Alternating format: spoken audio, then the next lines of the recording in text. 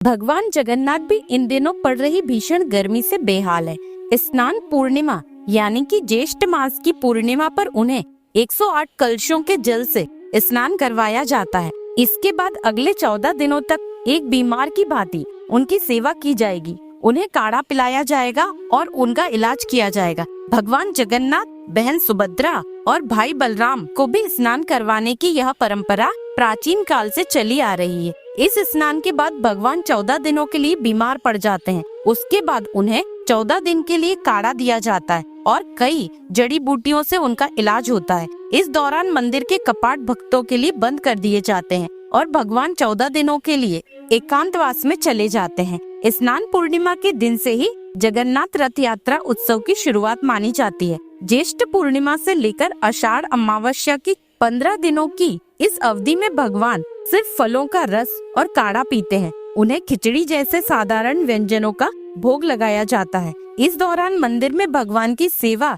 एक बीमार बालक की तरह की जाती है। 15 दिनों तक एकांतवास में रहने के बाद भगवान पूर्ण रूप से स्वस्थ होकर अपने मंदिर से बाहर निकलते हैं और फिर उनकी रथ यात्रा निकलती है। इस यात्रा के दौरान भक्तों को भगवान के दर्शन कराए जाते हैं। आइए जानते हैं कैसे शुरू हुई यह परंपरा और क्या है इसका इतिहास। ज्येष्ठ पूर्णिमा पर ऐसे होता है स्नान। गर्मी को शांत करने के लिए ज्येष्ठ पूर्णिमा के दिन सूर्योदय से आधी रात तक भगवान को स्नान करवाया जाता है।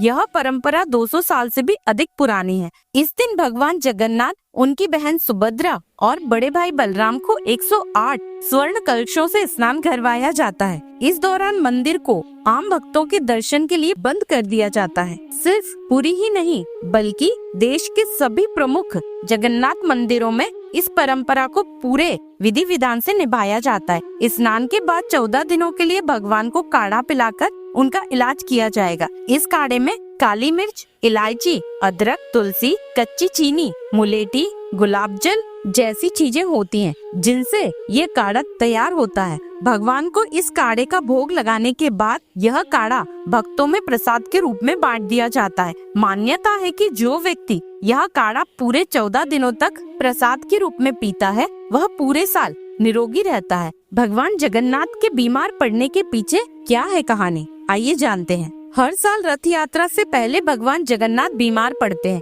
यह घटना ज्येष्ठ मास की पूर्णिमा से अमावस्या तक होती है। इस दौरान उन्हें मंदिर में आइसोलेशन में रखा जाता है। भक्तों के लिए मंदिर के दरवाजे 15 दिनों के लिए बंद कर दिए जाते हैं। इसे मंदिर की भाषा में अनासार कहते हैं। अनासार का मतलब है आइसोलेशन। जब भगवान बीमार होते हैं तो उन्हें एक कमरे में रखा जाता है। इस दौरान कोई उन्हें देख नहीं सकता। उन्हें सिर्फ तरल पदार्थ ही दिए जाते हैं, जैसे जड़ी बूटियों का पानी, काढ़ा। इस समय भगवान के दर्शन नहीं होते। यह परंपरा हजारों सालों से चली आ रही है। इसके पीछे एक पुरानी कहानी है। इस कहानी के अनुसार प्राचीन काल में राजा इंद्रद्युम्न भगवान की मूर्ति बनवा रहे थे, लेकिन शिल्पकार ने काम अधूरा छोड़ दिया। इससे राजा बहुत परेशान हो गए। पुराणों के अनुसार तब भगवान ने राजा को दर्शन दिए। भगवान ने कहा, विलाप ना करो, मैंने नारद को वचन दिया था कि बाल रूप में इसी आकार में पृथ्वी लोक पर